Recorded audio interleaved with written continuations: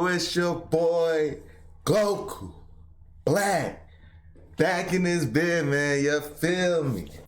The greatness of old kid shows.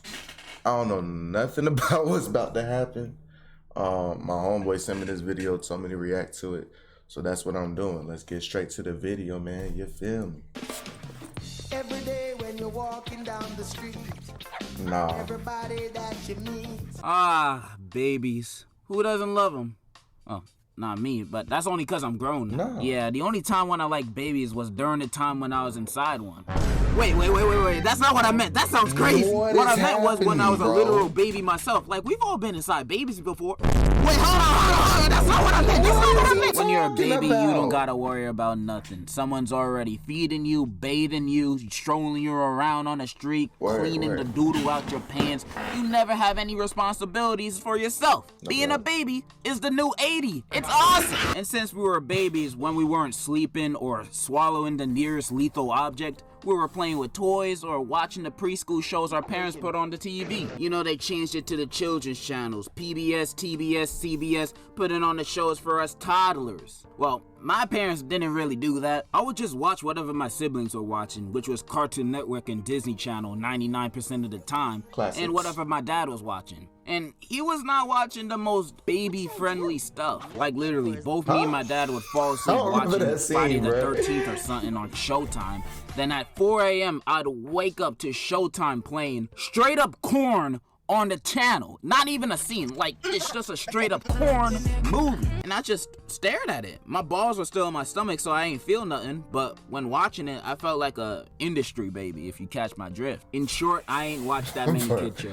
But when I did, I was watching what every other baby was watching. While babies nowadays are looking at their Coco Melon, we Gen Ziggers was watching classics. Classics in the making. The children's programming from back in the day of our babyhoods were some of the greatest. Educating us kids on valuable lessons like go brush your teeth or don't be an ass. And I wanted to use the way back Disney Junior. Now, I'm not going to show that much footage because Disney sucks, but I remember when this channel became a thing. Like, I was like around 8 years old enough to realize the meaning of my existence, but not old enough to have common sense, so I still needed this educational channels. But honestly, thinking about it right now, I don't think I ever watched a show to be educated before. I for real watched a lot of kids' education shows back then, and I don't think I've learned a single thing from any of them. They were teaching us stuff that we already learned at school. Why the hell I need to repeat it at me? That's why back then I barely watched kids shows that would ask you a question and wait 20 years for you to answer. It ruins my immersion of the show.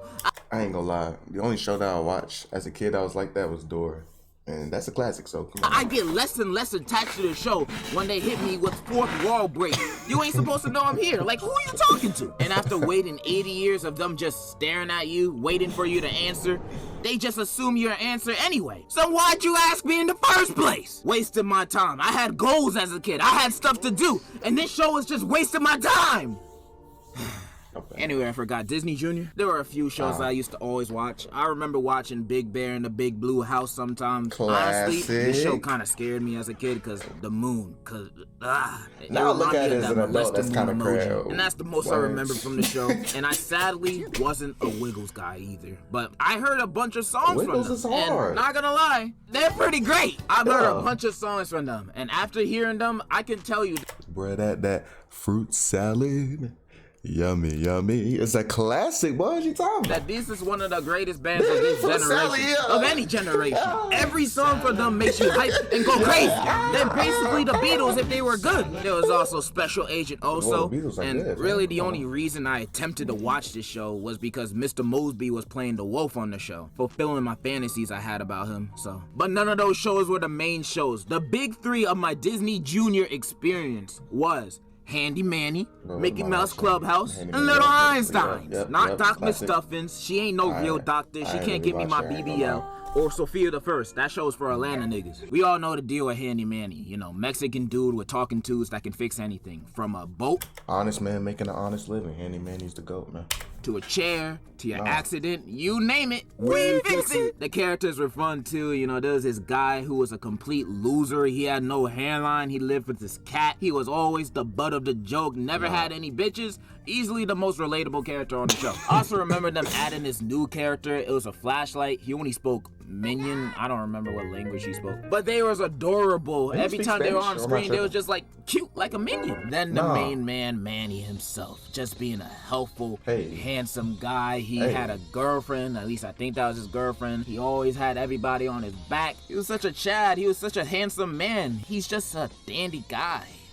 I like him. Mickey Mouse Clubhouse, an automatic classic for the opening and ending songs alone. You know that song's M-I-C-K-E-Y, M-O-U-S-C. Oh man, makes my balls hot. Especially that hot diggity dog. Look at Goofy go. Do I need to say more? The only thing I remember this show messing up on was when they gave Toodles a face and a personality. Now he can talk and he can like communicate with us. I don't want this, man. He don't need to speak, bro. I probably stopped watching that. But look at him. He looked creepy. Like if he could speak the whole time, then why didn't he say anything before? He's plotting something, I know it. And then there was Little Einstein. Classic. I just loved it because I'm a bit of a musician myself, you know. I can play piano, trumpet, the recorder, the triforce of instruments. And since I'm a musical genius, of course this show would appeal to someone like me. And honestly, I don't remember what they did on this show. Like they had a ship, they were talking instruments. Dang, I think that's all I remember. I just remember loving it as a kid. And that theme song, you know, that old meme.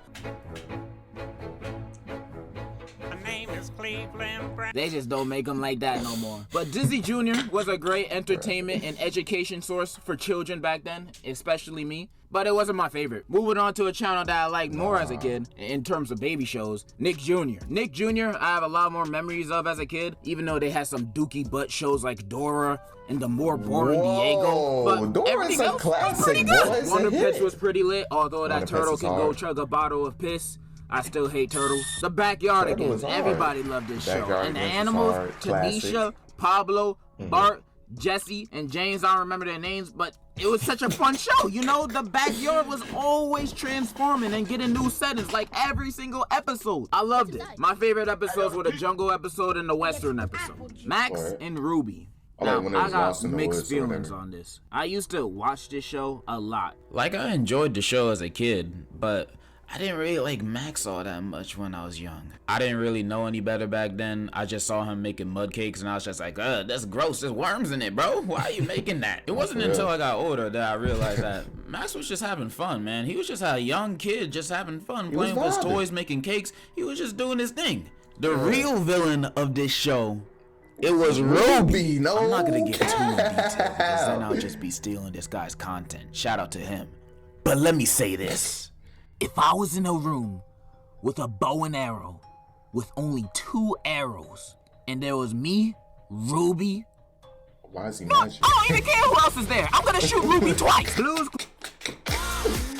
Nah, that is crazy. Clues was pretty cool too. You know, I like the cat. I like the box characters. My man Steve was drawing like Picasso with just a crayon. The show was nuts until Steve left to buy some cigarettes. What does the new Steve look like again? Who the fuck is this? Peppa Pig. I didn't really watch it because it was British and I was more of a Olivia kind of guy. But I'll admit it. The Peppa Pig album is pretty fire. Like, unironically, it's better than Honestly Trash. And I ain't gonna forget the GOAT. Yo Gabba Gabba! Hey, Yo Gabba Gabba used to ride, I ain't gonna lie. But my brothers loved it, and the characters look nice. Biz Markie Markie is in like every episode, beatboxing. And I ain't gonna lie. I was like, this is a baby show. My little brother and little sister was watching it, but I ain't gonna lie, I was getting immersed in Yo Gabba Gabba. That's a classic. Shout out to Brick and Brandon, man. Y'all put me on. And DJ Lance is so into his character in the show that he's still in his character over 10 years after the show ended. So that's dedication right there. But yeah, I ain't really watched this show as a kid. The most I got from it was that one episode from South Park where Fufa became a thought. That's the most I ever got from it. And my personal favorite Nick Jr. show was Little Bill. Now, ignoring the controversies, this show taught me so many things. Like how to talk to girls, how to ask a girl out, and the secret to getting any girl. And thanks to this show, I can say these tips changed my life for the better. Because of these tips, every time I move into a new home, I have to introduce myself to my female neighbors. And under state law, I basically have to tell them how good I am with the ladies. You know what I'm saying? You know what I mean? I'm the Riz God, all cause of Little Bill. All right, moving on from that, I want to talk about my actual Little Bill is favorite hard, show man. back when I was a kindergartner. top five. And back then, Top three. I was a huge fan of Thomas the Tank Engine. I love never this liked show that so show. much. It's just something about him. I was addicted to this show. Like, I never actually, liked I it. owned Yeah, DVDs, had so many train sets and toys. I even wore Thomas the Tank Engine undies. I was wearing this man on my balls. You cannot tell me I'm a fake fan. You can't call me gay either. He's a train. The undies is crazy. Let him run a train on me. I really do love Thomas the Tank Engine. I consider it a very big part of my babyhood. I think the reason I like this show so much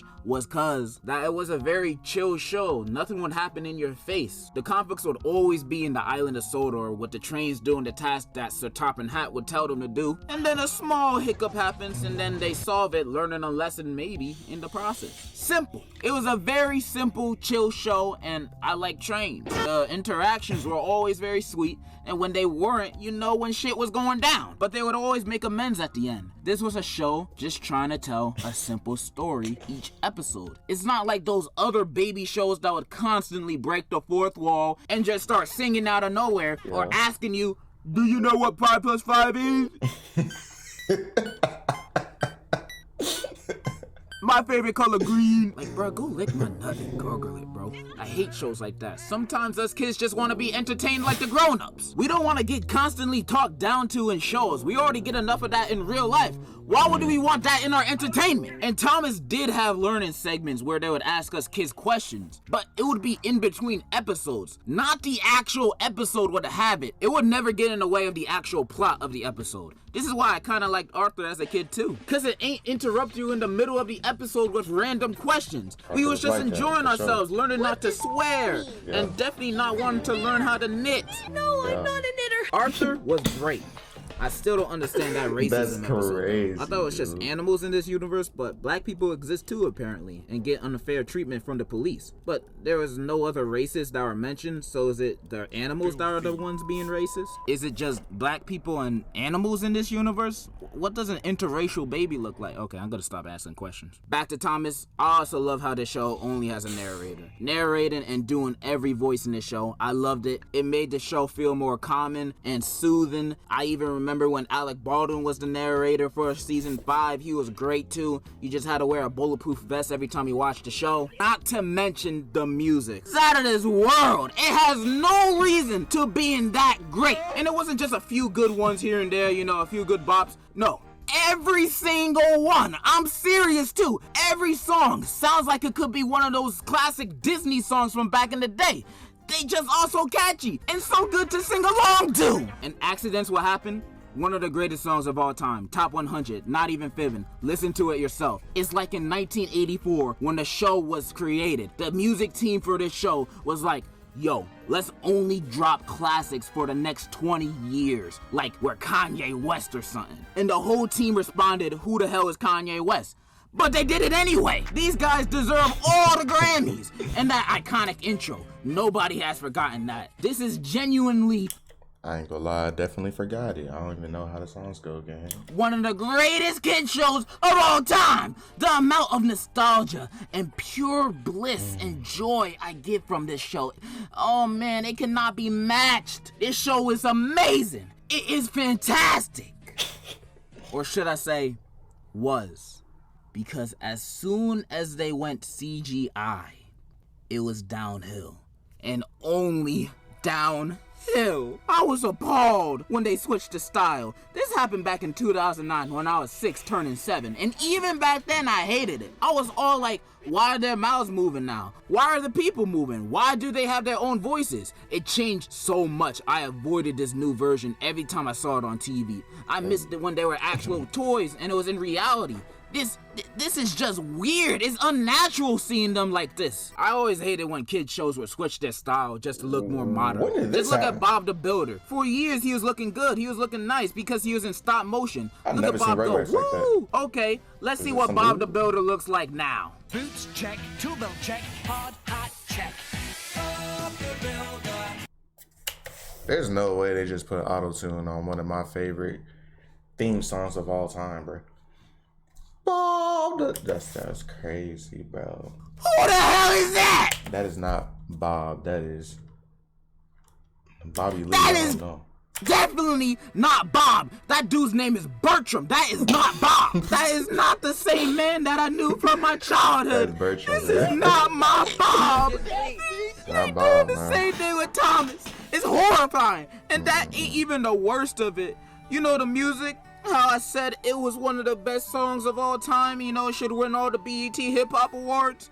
It's so ass now. Oh my goodness. They changed the whole vibes of the songs, bro. It sounds so terrible, man. Vibes. Here with all your friends, seems like it will never end.